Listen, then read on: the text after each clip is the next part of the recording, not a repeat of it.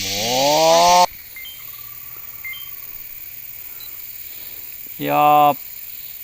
Bay. Nhiều lâu, cụ tôi nhớ lúc hà rong nó, ta có gì lúc xong là cụ tôi chỉ bao, cụ nhớ thế cụ chỉ ở tu, gọi nhớ tao cho cụ tôi thế chỉ tao kể cho cả một chuyện là lo, cụ sai tia, có gì hại này, nhớ tao hà rong nhà lấy tay nào, chỉ giờ, kìa, cụ muốn lại má, có mà nhỏ, nhiều lâu, tao cụ chưa mới luôn đâu có tham à.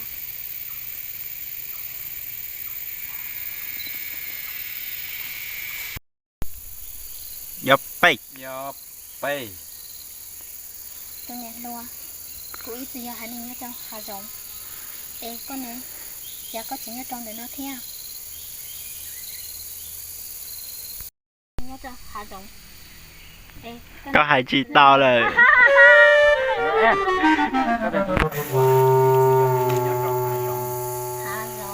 hạ rộng. Hai miền nhẹ ra, có thể hạ rộng, có thể người rộng, có thể hạ rộng. Hạ rộng. Yeah. Yeah, thì rộng đó. Hạ rộng. Yeah. Rồi, rộng. Ý gì à? Hãy này nhớ cho hạ rộng. Ok. Hạ rộng. Dạ, hạ rộng. Hạ rộng.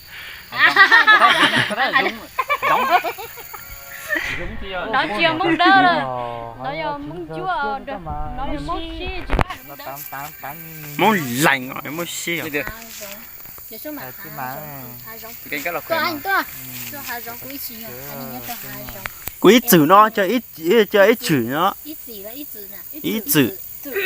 Giờ ư chữ hỏi chữ. Ít chữ. Của ít chữ nhớ cho hạ rộng. Quý chữ cho hải ninh nó. Hai này nhất là rộng nó. Yo. Bay.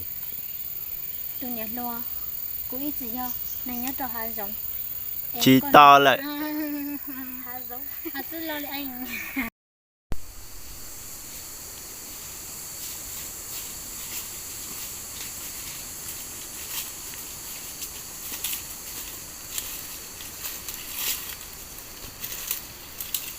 Các chứ là.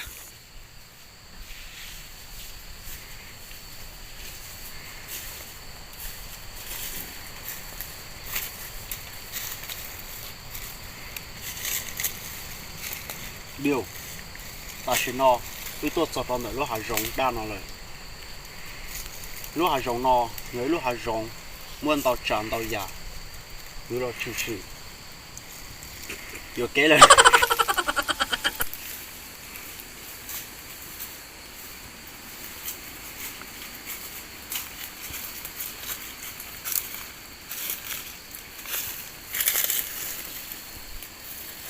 điều ta chỉ nó với tôi cho tao đời lúc lời rong nó rồi đời lúc hà rong nó người giờ lúc hà rong lo theo muốn tao chán tao già lúc đó chịu chịu Hết rồi.